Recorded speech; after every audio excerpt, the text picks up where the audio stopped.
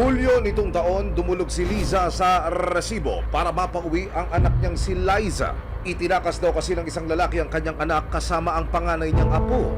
Makabalik sana dito yung anak ko at yung apo ko. 3 buwan na rin hindi ko sila nakikita, nakakausap. Masakit daw sa loob ni Liza na maging ang kanyang 2 taong gulang na apo isinama sa Tanay City, Negros Oriental. Simula nung baby, ako na nag-alaga na hanggang naging 2 taon. Hindi ko alam kung anong itsura ng bata na yun, kung hindi mo lang pinapakita sa akin kahit video call, hindi. Naiwan sa pangangalaga ni Liza ang 6 na buwang gulang na bunso ni Liza, kaya panawagan niya sa kanyang anak. Anak, umuwi ka na rito. Dagdag ni Liza, walang katotohanan na itinakas sila ng kanyang kinakasama. Hindi po kami tinakas talaga ni Daddy. Ano po siya, tinulungan niya po ako kay Mami. Ang totoo po niyan eh. Sinasaktan po kasi ako ni Mami. May mga basa po ako tapos yung binato po ako ng basa ni Mami. Para marinig ang 2 panig, nagsagawa ng video conference ang barangay para ipagharap sina Liza at ang kanyang mga magulang. Tama po ba ako, ma'am, na hindi ka babalik doon? Oo. Ako na lang po yung kukuha ng bata. Bakit po ma'am kayo? Dapat sila.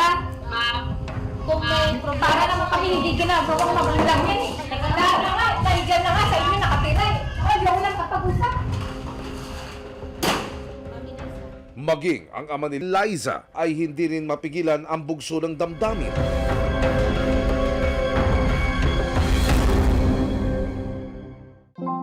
Pero makalipas lang ang 1 buwan, nakipag-ugnayan si Liza sa resibo. Gusto na raw niyang umuwi sa Bulacan. Gandang hapon po. Welcome po sa GMA Network. Sa muling pagdulog ni Liza at kanyang asawa sa aming tanggapan, wala silang kaalam-alam na makalipas ang 2 buwan na pagtutok ng resibo. Makakasama na nilang muli ang kanilang anak at apo. Sir, ma'am, ano po ang gusto niyong mangyari ngayon? Ang gusto namin, mauwi yung mag-ina ko, yung apo ko at saka yung anak ko. Sa abot to ng aming makakaya dito sa resibo at sa Action Center. Maya-maya pa. Ayun na ho yung anak ninyo. Ay, yun. Wala. Mami, ayun na ho si ma'am. Yan ho yung hiling ninyo, di ho ba? Sige ho. Sir, thank you. Ay, hindi ho. Wala ho. Trabaho lang po. 10 po ng mga kasama ko sa team yan. Thank you, sir, very much.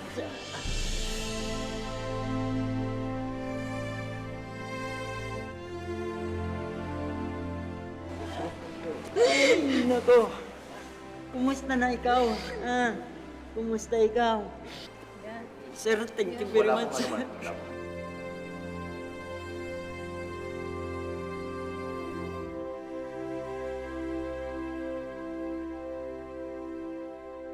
Isang buwan na lumipas, muling binisita ng resibo ang pamilya ni Liza, alang-alang sa kagustuhan ng magulang na suportahan ang kanilang anak at mga apo. Bumalik na sa pagtatrabaho ang ama ni Liza bilang construction worker. Samantala, ang ina naman niya ay bumalik na sa patahian. Sabi ko po, kung kamusta na po yung trabaho niyo o kung okay lang po yung ginagawa mo, sabi okay naman daw po eh. Huwag lang naman po siya yung mapapagod. Sa tulong ng Barangay Poblasyon at Pandi Bulacan LGU, muling binalikan ng resibo si Liza. Nais daw niyang ibangon ang sarili matapos ang pinagdaanan nitong nagdaang taon. Asikasuhin mo yung papel mo sa solo parent. Basta pagka kompleto ka na sa papel, punta ka sa akin, i-assist kita, ha? Kung mabibigyan daw ng pagkakataon, gusto rin ni Liza na makabalik sa pag-aaral para makapagtrabaho para sa kanyang mga anak. So, ibaling ko na lang daw po sa ganun, pag-aaral ulit. Mahirap naman po, kaso lang kakayanin ko po. Kasi mahalaga po sa akin yung mga anak ko. Hiling din niya na magtuloy-tuloy ang pagpapatingin at therapy para sa developmental delays na nakita ng isang espesyalista sa kanya noon. Pag may kausapan ng gano'n, parang kumagaan yung, yung kaisipan mo tsaka yung pakiramdam mo sa therapy do sa Maynila. So, gumaang po yun. Muling inilapit ng resibo si Liza sa espesyalista. Siniguro ng psychologist na aalalayan nila si Liza sa kanyang kakailanganing therapy sessions sa darating na Enero. I-refer natin siya sa psychiatrist. Kasi the fact na ito ay recurring na, makikita natin dito yung post-traumatic stress disorder na nakikita na natin. Di bali lang po siya mawala sa hawak lang yung anak ko. Kasi ang mga anak ko nagpapakas na loob sa akin. Enero nitong taon matapos ang mahigit 4 na taong pagsasama, isinauli ni Joel na parang hiniram lang na gamit ang kanyang live-in partner na si Amelia sa pamilya nito. Ito pa yung isang chat niya, pakuha niyo dito sa bahay. Akala ko ba kunin niyo dito sa bahay ang kapatid niyo? Parang ayaw na po niyang patiran sa Amelia sa bahay nila, kaya sinusulit na sa amin. Kami na daw ang bahalang mag-asikaso.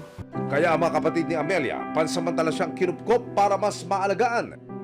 Pero ang paghihirap ni Amelia dahil sa karamdaman at pag-aabandona sa kanya ni Joel, simula lang pala ng kanyang kalbaryo dahil ang kanyang dating live-in partner bigla na lamang daw umalis na bitbit ang kanilang 1 taong gulang na anak.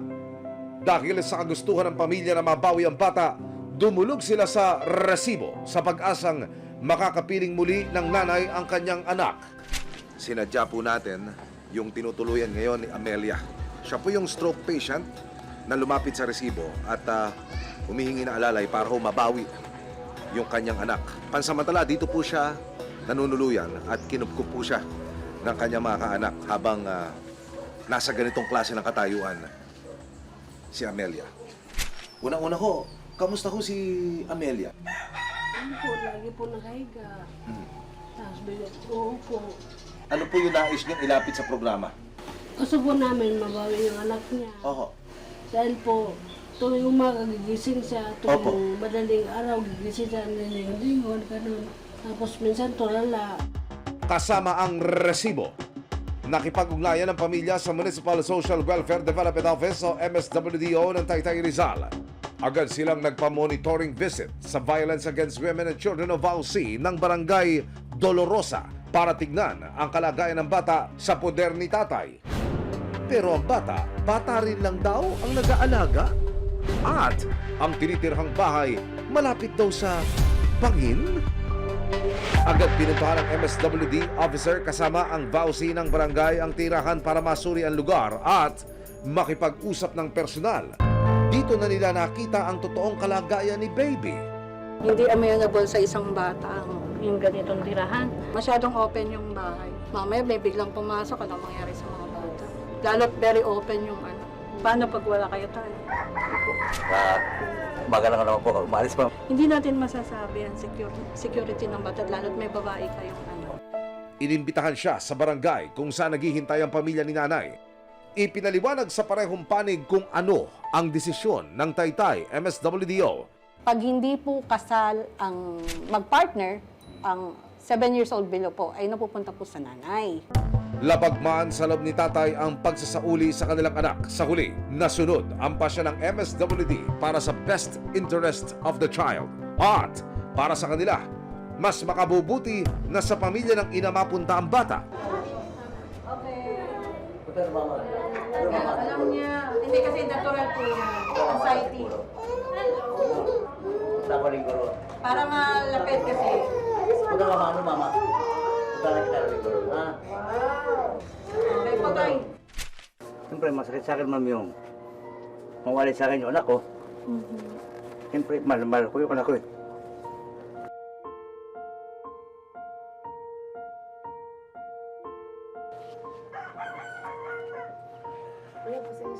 Salamat.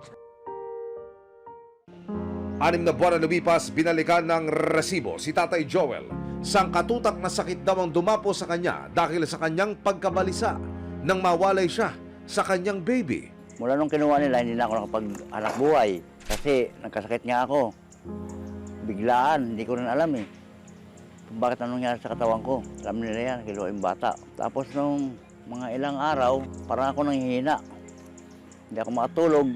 Iniindaman ang paungulila, ang tanging magagawa lang muna raw ngayon ni Joel ay ang magpadala ng munting regalo sa mahal niyang anak. Hindi ang pasalamat ako na makita ulit kami. Ito, mga mahal ko pa rin. Akin ang hirap ko rin, kahit sino magulang. Nagkamali. Mahal mo talaga anak mo. Sir Julie, magandang araw po. Narito po yung munting regalo na ipadadala natin sa Donsol, Sorsogon. Mag-ilang araw po ito bago matanggap doon ho sa Bicol Region? 14 to 15 hours.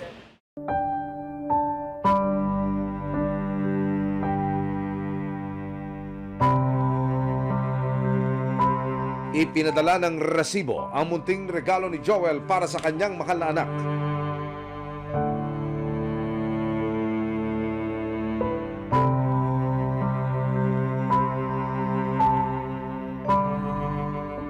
Kasama rin ang health worker ng barangay Dangkalan para kamustahin ang kalagayan ni Amelia. Andito po kami sa bahay ni Ate Amelia, kasama ko po ang grupo ng GMA Resibo Program para po matulungan si Ate Amelia na madala po sa ospital sa ngayon, para po mapacheck up at mabigyan po siya ng tamang gamot sa kanyang kalagayan po kasi hindi po mababa ang sa kanyang BP. Ang tanging hiling ng pamilya ni Amelia, Ano yun yung mga bata niya? Wala naman sa amin tumutulong. Wala mga trabaho yung anak ko. si Joel, humingi rin ng pag-intindi sa kasalukuyan niyang kalagayan. Sa akin, sir, gusto ko makita talaga yun, mga bata, mga anak ko. Ilang taong ko inalagahe yung mga anak bata na yan. Wala sinilang, nagpakahirap ako niyan. Pag ako nagkaroon ng anak boy ulit, magkataon na lumakas ako, yung dati pa rin. Tulungan ko sila. Ilan lang ang storya nina Liza at Amelia sa patunay na anumang pagsubok ang ibato ng kapalaran, nariyan ang iba't ibang miyembro ng ating pamilya at maging ng mga lokal na mga pamahalaan na handang umagapay. Sa huli, mas mabubuo ang isang pamilyang pinatatag ng pangunawa, pagpapatawad at pagmamahal. Maraming salamat sa panonood, mga kapuso. Para masundan ang mga reklamong nasolusyonan ng Resibo, mag-subscribe lamang sa GMA Public Affairs YouTube channel